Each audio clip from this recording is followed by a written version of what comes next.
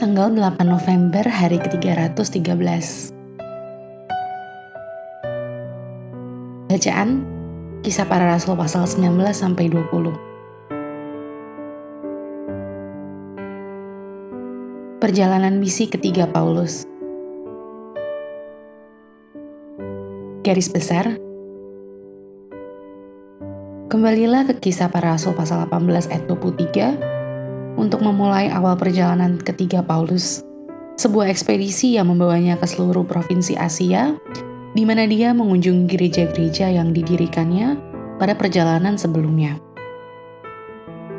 Gereja di Efesus menjadi tuan rumah bagi Paulus selama lebih dari 2 tahun, sementara ia melakukan pelayanan yang begitu sukses sehingga semua penduduk Asia mendengar firman Tuhan, baik orang Yahudi maupun orang Yunani. Pasal 19 ayat 10.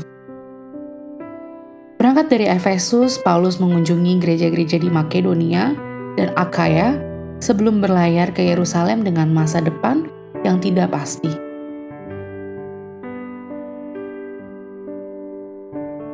Renungan harian. Tempatkan diri Anda dalam situasi berikut. Anda baru saja menerima kabar bahwa toko buku dewasa atau porno sedang dibuka di sebelah rumah atau apartemen Anda. Apa tanggapan Anda? Apakah Anda tak acuh atau marah? Tindakan apa yang akan Anda ambil? Paulus dikelilingi oleh pengaruh-pengaruh dosa dan tekanan-tekanan yang merusak selama pelayanan publiknya. Korintus terkenal karena imoralitasnya, Efesus karena penyembahan berhalanya, Athena karena kemusyrikannya.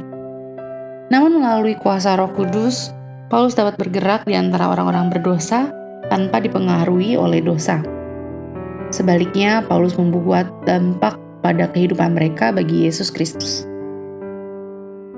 Di Korintus dan Efesus, dia meninggalkan gereja-gereja muda yang sedang tumbuh. Apa dampak dari hidup Anda dalam situasi-situasi berdosa di sekitar Anda? Apakah pengaruh Anda untuk Tuhan dirasakan? Buat daftar 3 atau 4 pengaruh yang merusak di lingkungan Anda yang ingin Anda ubah. Pilih satu hal dari daftar Anda tersebut dan buatlah fokus pada waktu Anda berdoa. Putuskanlah untuk tidak dipengaruhi oleh dosa korupsi dan minta Tuhan untuk mengarahkan tanggapan apapun yang mungkin perlu Anda buat.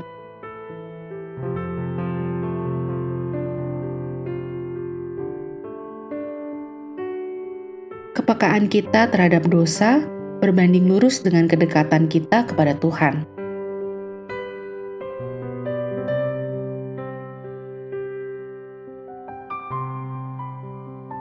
Pendalaman. Satu-satunya ruang berdiri di Efesus. Kisah Para Rasul pasal 19 ayat 34. Teater megah di Efesus, tempat pro Artemis yang terkenal, di mana teriakan anti Paulus diserukan. Pasal 19 ayat 34 adalah amfiteater luar ruangan besar yang menampung lebih dari 25.000 orang. Semuanya berteriak selama 2 jam. Besarlah Artemis Dewi orang Efesus. Situs ini masih berdiri hari ini di dekat Selçuk, Turki.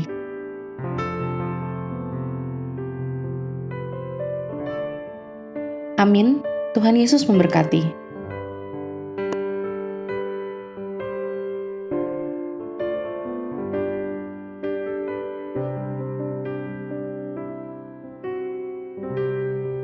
Kisah Para Rasul pasal 19. Paulus di Efesus. Ketika Apolos masih di Korintus, Paulus sudah menjelajah daerah-daerah pedalaman dan tiba di Efesus. Di situ didapatinya beberapa orang murid. Katanya kepada mereka, "Sudahkah kamu menerima Roh Kudus ketika kamu menjadi percaya?" Akan tetapi mereka menjawab dia, "Belum. Bahkan kami belum pernah mendengar bahwa ada Roh Kudus." Lalu kata Paulus kepada mereka, "Kalau begitu, dengan baptisan manakah kamu telah dibaptis?" Jawab mereka, "Dengan baptisan Yohanes."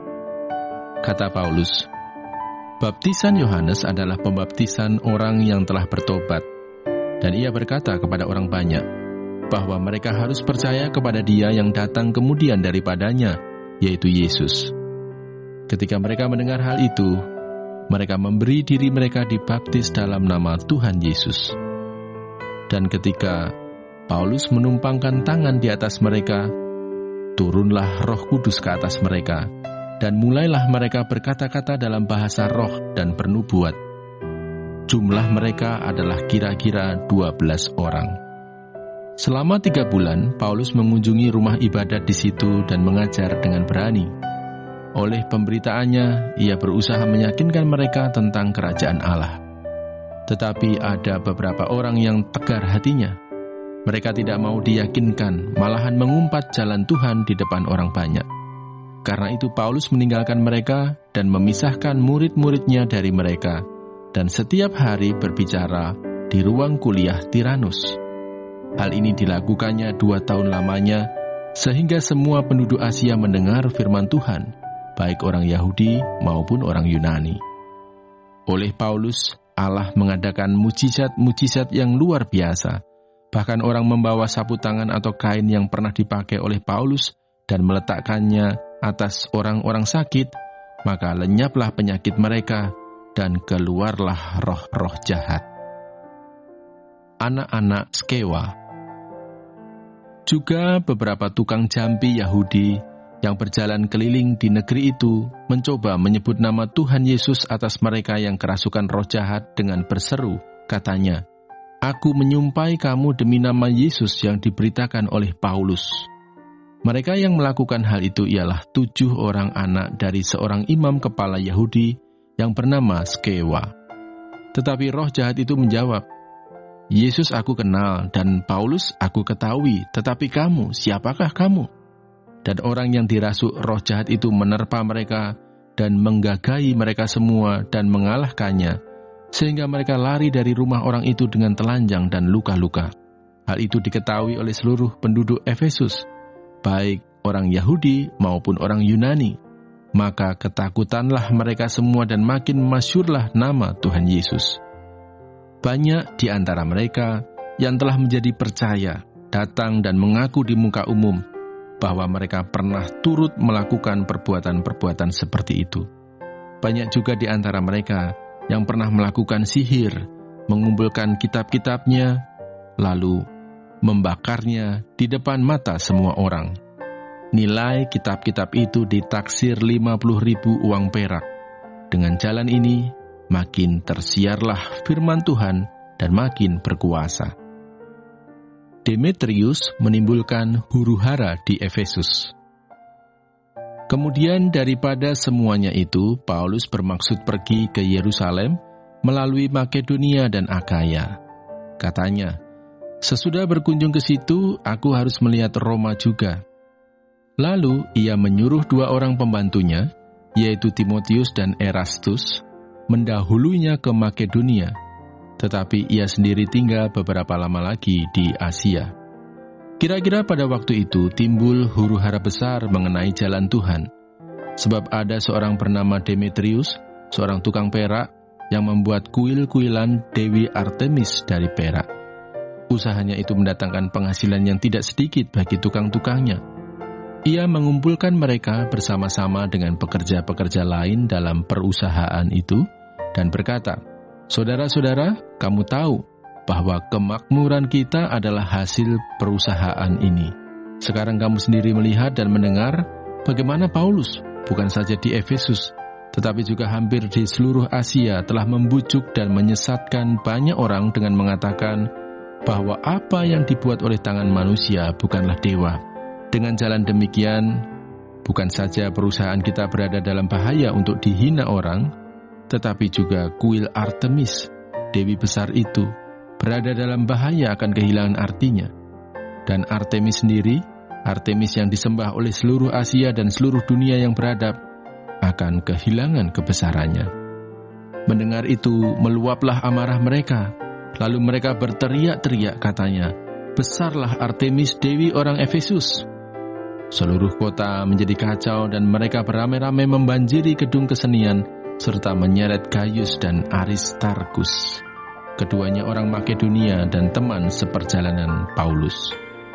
Paulus mau pergi ke tengah-tengah rakyat itu, tetapi murid-muridnya tidak mengizinkannya. Bahkan beberapa pembesar yang berasal dari Asia yang bersahabat dengan Paulus mengirim peringatan kepadanya supaya ia jangan masuk ke gedung kesenian itu. Sementara itu orang yang berkumpul di dalam gedung itu berteriak-teriak. Yang seorang mengatakan ini dan yang lain mengatakan itu, sebab kumpulan itu kacau balau dan kebanyakan dari mereka tidak tahu untuk apa mereka berkumpul. Lalu seorang bernama Alexander didorong ke depan oleh orang-orang Yahudi. Ia mendapat keterangan dari orang banyak tentang apa yang terjadi. Segera ia memberi isyarat dengan tangannya dan mau memberi penjelasan sebagai pembelaan di depan rakyat itu. Tetapi ketika mereka tahu bahwa ia adalah orang Yahudi, berteriaklah mereka bersama-sama kira-kira 2 jam lamanya, "Besarlah Artemis, dewi orang Efesus." Akan tetapi, panitera kota menenangkan orang banyak itu dan berkata, "Hai orang Efesus, siapakah di dunia ini yang tidak tahu bahwa kota Efesuslah yang memelihara baik kuil Dewi Artemis yang maha besar, maupun patungnya yang turun dari langit? Hal itu tidak dapat dibantah. Karena itu hendaklah kamu tenang, dan janganlah terburu-buru bertindak. Sebab kamu telah membawa orang-orang ini ke sini, walaupun mereka tidak merampok kuil Dewi kita dan tidak menghujat namanya. Jadi jika Demetrius dan tukang-tukangnya ada pengaduannya terhadap seseorang, bukankah ada sidang-sidang pengadilan dan ada gubernur? Jadi hendaklah kedua belah pihak mengajukan dakwaannya ke situ. Dan jika ada sesuatu yang lain yang kamu kehendaki, baiklah kehendakmu itu diselesaikan dalam sidang rakyat yang sah. Sebab kita berada dalam bahaya akan dituduh bahwa kita menimbulkan huru-hara pada hari ini, karena tidak ada alasan yang dapat kita kemukakan untuk membenarkan kumpulan yang kacau balau ini." Dan dengan kata-kata itu, ia membubarkan kumpulan rakyat itu. Kisah Para Rasul pasal 20. Dari Makedonia ke Troas. Setelah reda keributan itu, Paulus memanggil murid-murid dan menguatkan hati mereka. Dan sesudah minta diri, ia berangkat ke Makedonia. Ia menjelajah daerah itu dan dengan banyak nasihat menguatkan hati saudara-saudara di situ. Lalu tibalah ia di tanah Yunani. Sesudah 3 bulan lamanya tinggal di situ, ia hendak berlayar ke Syria. Tetapi pada waktu itu orang-orang Yahudi bermaksud membunuh dia. Karena itu ia memutuskan untuk kembali melalui Makedonia. Ia disertai oleh Sopater, anak Pirus, dari Berea, dan Aristarkus dan Sekundus, keduanya dari Tesalonika, dan Gaius dari Derbe, dan Timotius dan 2 orang dari Asia, yaitu Tikhikus dan Trofimus. Mereka itu berangkat lebih dahulu dan menantikan kami di Troas. Tetapi sesudah hari raya roti tidak beragi, kami berlayar dari Filipi, dan 4 hari kemudian sampailah kami di Troas, dan bertemu dengan mereka. Di situ kami tinggal 7 hari lamanya. Pada hari pertama dalam minggu itu, ketika kami berkumpul untuk memecah-mecahkan roti, Paulus berbicara dengan saudara-saudara di situ, karena ia bermaksud untuk berangkat pada keesokan harinya. Pembicaraan itu berlangsung sampai tengah malam. Di ruang atas, di mana kami berkumpul, dinyalakan banyak lampu. Seorang muda bernama Eutikus duduk di jendela. Karena Paulus amat lama berbicara, orang muda itu tidak dapat menahan kantuknya. Akhirnya ia tertidur lelap dan jatuh dari tingkat ketiga ke bawah. Ketika ia diangkat orang, ia sudah mati. Tetapi Paulus turun ke bawah. Ia merebahkan diri ke atas orang muda itu, mendekapnya dan berkata, "Jangan ribut, sebab ia masih hidup." Setelah kembali di ruang atas, Paulus memecah-mecahkan roti lalu makan. Habis makan, masih lama lagi ia berbicara, sampai fajar menyingsing. Kemudian ia berangkat. Sementara itu mereka mengantarkan orang muda itu hidup ke rumahnya, dan mereka semua merasa sangat terhibur. Dari Troas ke Miletus. kami berangkat lebih dahulu ke kapal dan berlayar ke Asos dengan maksud untuk menjemput Paulus di situ sesuai dengan pesannya. Sebab ia sendiri mau berjalan kaki melalui darat. Ketika ia bertemu dengan kami di Asos, kami membawanya ke kapal, lalu melanjutkan pelayaran kami ke Metilene. Dari situ kami terus berlayar dan pada keesokan harinya kami berhadapan dengan Pulau Kios. Pada hari berikutnya kami menuju Samos, dan sehari kemudian tibalah kami di Miletus. Paulus telah memutuskan untuk tidak singgah di Efesus, supaya jangan habis waktunya di Asia. Sebab ia buru-buru, agar jika mungkin, ia telah berada di Yerusalem pada hari raya Pentakosta. Perpisahan Paulus dengan para penatua jemaat Efesus. Karena itu, ia menyuruh seorang dari Miletus ke Efesus dengan pesan supaya para penatua jemaat datang ke Miletus. Sesudah mereka datang, berkatalah ia kepada mereka, "Kamu tahu bagaimana aku hidup di antara kamu sejak hari pertama aku tiba di Asia ini? Dengan segala rendah hati aku melayani Tuhan. Dalam pelayanan itu aku banyak mencucurkan air mata dan banyak mengalami pencobaan dari pihak orang Yahudi yang mau membunuh aku. Sungguh pun demikian, aku tidak pernah melalaikan apa yang berguna bagi kamu. Semua kuberitakan dan kuajarkan kepada kamu, baik di muka umum maupun dalam perkumpulan-perkumpulan di rumah kamu. Aku senantiasa bersaksi kepada orang-orang Yahudi dan orang-orang Yunani, supaya mereka bertobat kepada Allah dan percaya kepada Tuhan kita, Yesus Kristus. Tetapi sekarang, sebagai tawanan roh, aku pergi ke Yerusalem, dan aku tidak tahu apa yang akan terjadi atas diriku di situ, selain daripada yang dinyatakan Roh Kudus dari kota ke kota kepadaku, bahwa penjara dan sengsara menunggu aku. Tetapi aku tidak menghiraukan nyawaku sedikit pun, asal saja aku dapat mencapai garis akhir dan menyelesaikan pelayanan yang ditugaskan oleh Tuhan Yesus kepadaku untuk memberi kesaksian tentang Injil kasih karunia Allah.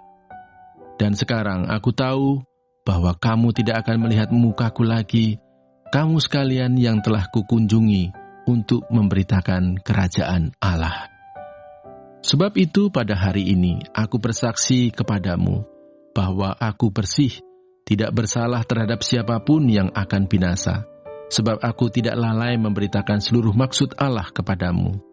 Karena itu jagalah dirimu, dan jagalah seluruh kawanan, karena kamulah yang ditetapkan Roh Kudus menjadi penilik untuk menggembalakan jemaat Allah yang diperolehnya dengan darah anaknya sendiri. Aku tahu bahwa sesudah aku pergi, serigala-serigala yang ganas akan masuk ke tengah-tengah kamu, dan tidak akan menyayangkan kawanan itu. Bahkan dari antara kamu sendiri akan muncul beberapa orang yang dengan ajaran palsu mereka berusaha menarik murid-murid dari jalan yang benar dan supaya mengikut mereka. Sebab itu berjaga-jagalah dan ingatlah bahwa aku 3 tahun lamanya, siang malam dengan tiada berhenti-hentinya menasihati kamu masing-masing dengan mencucurkan air mata. Dan sekarang aku menyerahkan kamu kepada Tuhan dan kepada firman kasih karunia-Nya yang berkuasa membangun kamu dan menganugerahkan kepada kamu bagian yang ditentukan bagi semua orang yang telah dikuduskannya. Perak atau emas atau pakaian tidak pernah aku ingini dari siapapun juga. Kamu sendiri tahu bahwa dengan tanganku sendiri aku telah bekerja untuk memenuhi keperluanku dan keperluan kawan-kawan seperjalananku. Dalam segala sesuatu telah kuberikan contoh kepada kamu, bahwa dengan bekerja demikian, kita harus membantu orang-orang yang lemah dan harus mengingat perkataan Tuhan Yesus. Sebab ia sendiri telah mengatakan, adalah lebih berbahagia memberi daripada menerima. Sesudah mengucapkan kata-kata itu, Paulus berlutut dan berdoa bersama-sama dengan mereka semua. Maka menangislah mereka semua terseduh-seduh, dan sambil memeluk Paulus, mereka berulang-ulang mencium dia. Mereka sangat berduka cita, terlebih-lebih karena ia katakan bahwa mereka tidak akan melihat mukanya lagi. lalu mereka mengantar dia ke kapal.